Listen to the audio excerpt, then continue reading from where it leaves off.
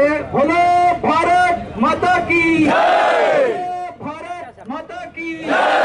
ಮುಂದೆ ನಮ್ಮನ್ನು ಉದ್ದೇಶಿಸಿ ಮಾತಾಡ್ತಕ್ಕಂಥವರು ಸಕ್ಷಮದ ಮೈಸೂರಿನ ಅಧ್ಯಕ್ಷರಾಗಿರ್ತಕ್ಕಂತಹ ಶ್ರೀಯುತ ಜಯರಾಮ್ ಅವರು.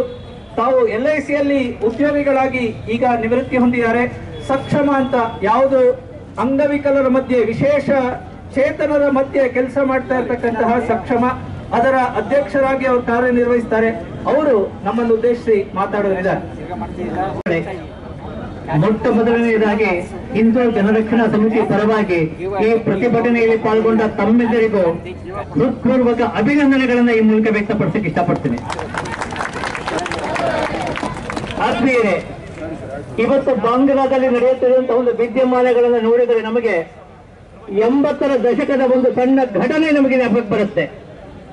ಆಗ ತಾನೇ ಪ್ರಧಾನಮಂತ್ರಿ ಇಂದಿರಾ ಗಾಂಧಿ ಅವರ ಹತ್ಯೆಯಾಗಿರುತ್ತೆ. ಆ ಸ್ಥಾನಕ್ಕೆ ಶ್ರೀಮಾನ್ ರಾಜೀವ್ ಗಾಂಧಿ ಅವರು ಪ್ರಧಾನಮಂತ್ರಿಯಾಗಿ ಬರ್ತಾರೆ. ಅವರನ್ನು ಅಲ್ಲಿಗೆ ಕರ್ಕೊಂಡು ಬಂದಂತವರು ಆಗಿನ ರಾಷ್ಟ್ರಪತಿ ಜ್ಞಾನಿ ಜೈಲ್ ಸಿಂಗ್ ಅವರು. ಹಾಗೆ ನೋಡಿದ್ರೆ ಗಾಂಧಿ ಕುಟುಂಬದ ಅತ್ಯಂತ ನಿಷ್ಠಾವಂತ ವ್ಯಕ್ತಿಗಳಲ್ಲಿ ಒಬ್ಬರು. ಅವರು ಯಾವುದೇ ತಂಟೆ ತಕರಾರು ಏನು ಮಾಡದೆ, ಯಾವುದೇ ರೀತಿಯ ಒಂದು ಕಾಂಟ್ರವರ್ಸಿಗೂ ಹೋಗದೆ ರಾಜೀವ್ ಗಾಂಧಿ ಅವರನ್ನ ಪ್ರೈಮ್ ಮಿನಿಸ್ಟರ್ ಆಗಿ ಮಾಡ್ತಾರೆ. ಆದ್ರೆ ಆ ನಂತರದ ದಿನಗಳಲ್ಲಿ ರಾಜೀವ್ ಗಾಂಧಿ ಅವರು ಜೈಲ್ ಸಿಂಗ್ ಅವರ ಜೊತೆ ಅತ್ಯಂತ ನಿಕೃಷ್ಟವಾಗಿ ನಡ್ಕೋತಾರೆ. ಅವರನ್ನು ರಾಷ್ಟ್ರಪತಿ ಅನ್ನೋ ಒಂದು ಯಾವುದೇ ಗೌರವವನ್ನು ಕೊಡಲ್ಲ. ಸಂದರ್ಭಕ್ಕೆ ಸಿಕ್ಕಾಗಲೇ ಅವರನ್ನು ಅವಹೇಳನ ಮಾಡುವಂಥದ್ದು, ಈ ರೀತಿ ಚಟುವಟಿಕೆ ತೊಡ್ಕೊಂಡಿರ್ತಾರೆ. ಸಹಜವಾಗಿ ಜೈಲ್ ಸಿಂಗ್ ಅವರಿಗೆ ಬೇಜಾರಾಗತ್ತೆ, ದುಃಖ ಆಗತ್ತೆ. ಹಾಗೆ ನೋಡಿದ್ರೆ ಸಿಖ್ ಧರ್ಮದ ಒಬ್ಬ ಜ್ಞಾನಿ ಜೈಲ್ ಸಿಂಗ್ ಅವರು ಒಂದು ಶಾಯರಿಯನ್ನು ಬರೀತಾರವರು. ನಾನು ಯಾರನ್ನ ಹೂವಿನ ಹಾಸಿಗೆಯನ್ನು ಹಾಸಿ ಕರ್ಕೊಂಡ್ಬಂದು ಅವರು ಇವತ್ತು ನನಗೆ ಮುಳ್ಳಿನ ಹಾಸಿಗೆಯನ್ನು ಹಾಸಿದ್ದಾರೆ ಅಂತ ಒಂದು ಕವಿತೆಯನ್ನು ಬರೀತಾರೆ. ಅದು ರಾಜೀವ್ ಗಾಂಧಿಯನ್ನು ಉದ್ದೇಶಿಸಿ ನೇರತ ಬರೆದಂತ ಒಂದು ಪದ್ಯ ಅದು. ಪ್ರಾಯಶಃ ಇವತ್ತು ನಮ್ಮ ಸ್ಥಿತಿಯು ಹಾಗೆ ಆಗಿದೆ ಎಂದು ತಪ್ಪಾಗಲಾರದು ಸ್ನೇಹಿತರೆ. ನಾವು ಯಾವ ತಪ್ಪು ಮಾಡಿದ್ದೀವಿ ಅಂತ ಇವತ್ತಿನ ಅಲ್ಲಿನ ಬಾಂಗ್ಲಾ ಸರ್ಕಾರ ಅಥವಾ ಅಲ್ಲಿನ ಮತೀಯ ಶಕ್ತಿಗಳು ಭಾರತದ ಮೇಲೆ, ಅದರಲ್ಲೂ ಅಲ್ಲಿ ವಾಸಿಸುವಂತ ಹಿಂದೂಗಳ ಮೇಲೆ, ಅದರಲ್ಲೂ ಇಸ್ಕಾನ್ ಮೇಲೆ ಈ ರೀತಿಯ ದಾಳಿಯನ್ನು ಮಾಡ್ತಾ ಇವೆ ಅಂತ ಭಾರತ ಮಾಡಿರುವಂತ ತಪ್ಪೇನು ನಾವು ಇವತ್ತು ಯೋಚನೆ ಮಾಡಬೇಕಾಗಿದೆ. 71ರಲ್ಲಿ ಪಾಕಿಸ್ತಾನದ ಕಪಿಪುಷ್ಟಿಯಿಂದ ಅವರನ್ನು ಬಿಡಿಸಿ ಅವರಿಗೆ ಸ್ವಾತಂತ್ರ್ಯವನ್ನು ತಂದುಕೊಟ್ಟಿದ್ದು ಭಾರತದ ತಪ್ಪ ನಾವಿವತ್ತು ಕೇಳಬೇಕಾಗಿದೆ. ಕೇವಲ ಸ್ವಾತಂತ್ರ್ಯ ತಂದುಕೊಟ್ಟಿದ್ದು ಅಷ್ಟೇ ಅಲ್ಲ, ಆಗಿನಿಂದ ಸತತ 53 ವರ್ಷಗಳಲ್ಲಿ ಅವರನ್ನ ತಮ್ಮ ಒಬ್ಬ ಅಣ್ಣ ತಮ್ಮನನ್ನ ಹೇಗೆ ನೋಡ್ಕೋತಾನೋ, ಒಬ್ಬ ಆತ್ಮೀಯ ಮಿತ್ರ ಹೇಗೆ ನೋಡ್ಕೋತಾನೋ, ಹಾಗೆ ಕಳೆದ 50 ವರ್ಷಗಳಿಂದ ನಾವು ಅವರ ವ್ಯವಹಾರ ಮಾಡ್ಕೊಂಡು ಬಂದಿದ್ದೀವಿ. ನಾವು ಬರೀಬಾರದು. ಅವರಿಗೆ ಎಲ್ಲ ರೀತಿಯ ಸಹಕಾರ, ಏನೇ ತೊಂದರೆ ಆದವರು ಭಾರತ ಕಡೆ ನೋಡ್ತಾ ಇದ್ರು, ನಾವು ಅವರಿಗೆ ಬೇಕಾದ ಸಹಾಯ ಮಾಡ್ತಾ ಇದ್ವಿ. ಕೇವಲ ರಾಜತಾಂತ್ರಿಕ ಸಹಾಯ ಮಾತ್ರ ಅಲ್ಲ, ಅಲ್ಲಿಗೆ ಬೇಕಾದಂತಹ ಎಲ್ಲ ರೀತಿಯ ಇನ್ಫ್ರಾಸ್ಟ್ರಕ್ಚರ್ ಇರ್ಬೋದು, ಇನ್ವೆಸ್ಟ್ಮೆಂಟ್ ಇರ್ಬೋದು, ಎಲ್ಲವನ್ನು ಕೊಡ್ತಾ ಇದ್ದಿದ್ದು ಭಾರತ. ಸಾಮಾನ್ಯವಾಗಿ ಮೀಡಿಯಾದಲ್ಲಿ ಮಾತಾಡ್ತಿದ್ರೆ ಅದಾನಿ ಪವರ್ ಅಂತ ಬಂದ್ಬಿಡುತ್ತೆ.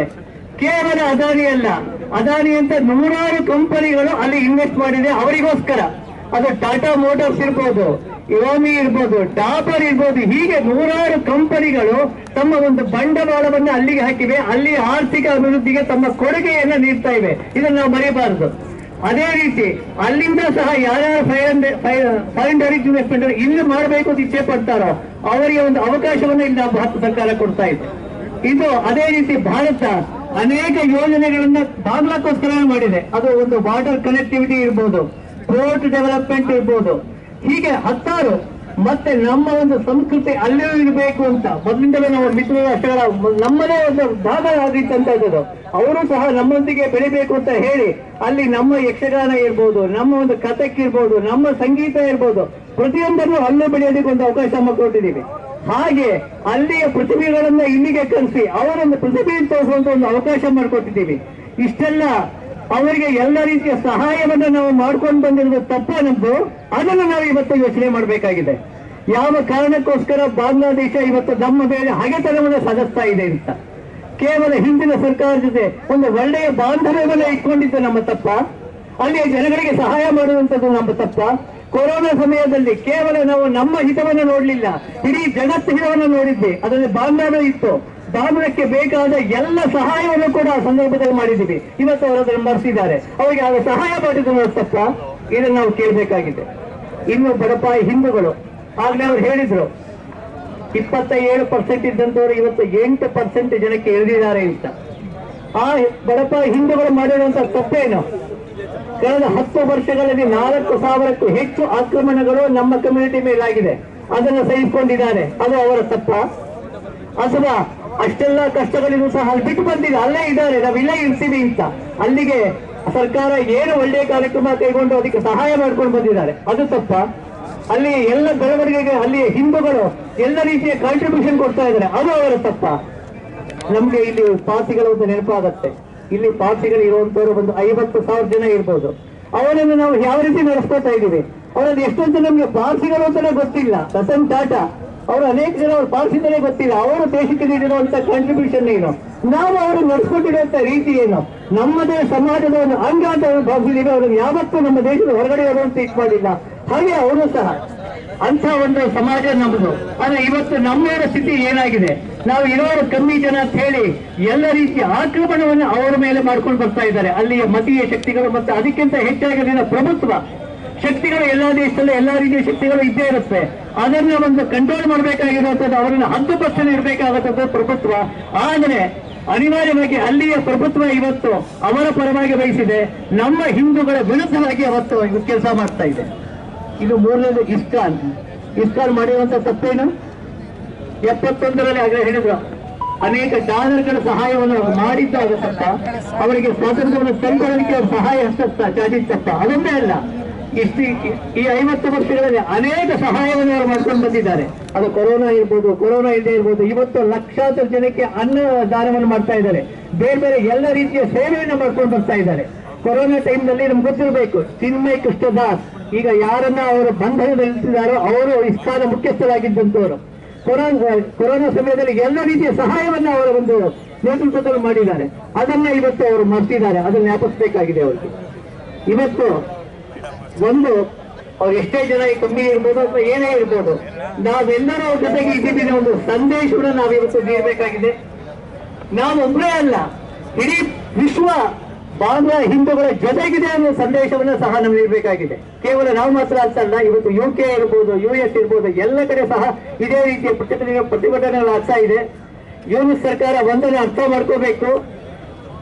ಹಲವಾರು ವರ್ಷಗಳಿಂದ ಮಿತ್ರತ್ವವನ್ನು ಕಾಪಾಡ್ಕೊಂಡು ಬಂದು ಅವರ ಒಂದು ಹಿತವನ್ನು ನೋಡ್ತಾ ಇರೋದು ನಾವು, ಬೇರೆ ಯಾವ ದೇಶವೂ ಇಲ್ಲ.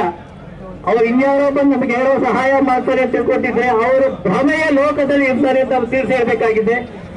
ಇವತ್ತು ಒಂದು ಸಾಂಕೇತಿಕವಾಗಿ ಪ್ರತಿಭಟನೆಯನ್ನು ಮಾಡಿದ್ದೀವಿ, ಆದರೆ ಮುಂಬರುವಂತ ದಿನಗಳಲ್ಲಿ ನಮ್ಮ ಹಿಂದೂ ಬಾಂಧವರು ಅಲ್ಲಿಯವರಿಗೆ ಯಾವ ರೀತಿಯ ರಕ್ಷಣೆಯನ್ನು ಕೊಡಬೇಕೋ ಎಲ್ಲ ರೀತಿಯ ರಕ್ಷಣೆಯನ್ನು ಕೊಡೋಕೆ ನಮ್ಮ ಸರ್ಕಾರ ಯಾವುದೇ ರೀತಿಯ ಕಾರ್ಯಕ್ರಮ ಕೈಗೊಂಡ್ರು ಅದಕ್ಕೆ ನಮ್ಮ ಸಂಪೂರ್ಣವಾದ ಬೆಂಬಲ ಇದೆ ಅಂತ ಹೇಳಕ್ಕೆ ನಾನು ಇಷ್ಟಪಡ್ತೀನಿ.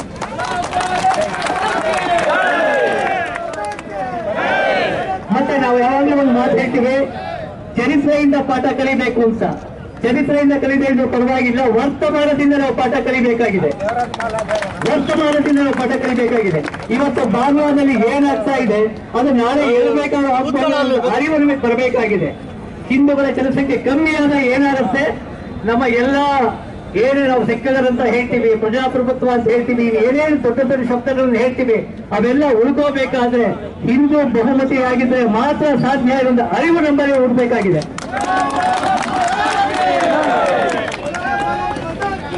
ಹಾಗಾಗಿ ಒಂದು ರೀತಿ ಇದು ನಮ್ಮನ್ನು ಎಚ್ಚರ ಮಾಡಿದ್ದಾರೆ ಅಂತ ಹೇಳಿದ್ರೆ ತಪ್ಪಾಗಲಾರದು. ಮಲಗಿದ್ದ ಹಿಂದೂ ಸಮಾಜವನ್ನು ಎಬ್ಬಿಸಿದ್ದಾರೆ, ಎದ್ದಿದ್ದೀವಿ, ಎದ್ದು ಇಲ್ಲಿ ನಿಲ್ಲೋದು ಬೇಡ, ಗುರಿ ಮುಟ್ಟುವವರೆಗೂ ಮುಂದೆ ಹೋಗೋಣ ಅಂತ ಹೇಳ್ತಾ ಈ ಒಂದು ಮಾತಿಗೆ ಅವಕಾಶ ಕೊಟ್ಟಂತ ಹಿಂದೂ ಹಿತರಕ್ಷಣಾ ಸಮಿತಿಯ ಎಲ್ಲ ಸದಸ್ಯರಿಗೆ ನನ್ನ ವಂದನೆಗಳು ತಿಳಿಸ್ತಾ ನನ್ನ ಮಾತನ್ನು ಮುಗಿಸ್ತೀನಿ. ಭಾರತ್ ಮಾತಾ ಕಿ, ಭಾರತ್ ಮಾತಾ ಕಿ.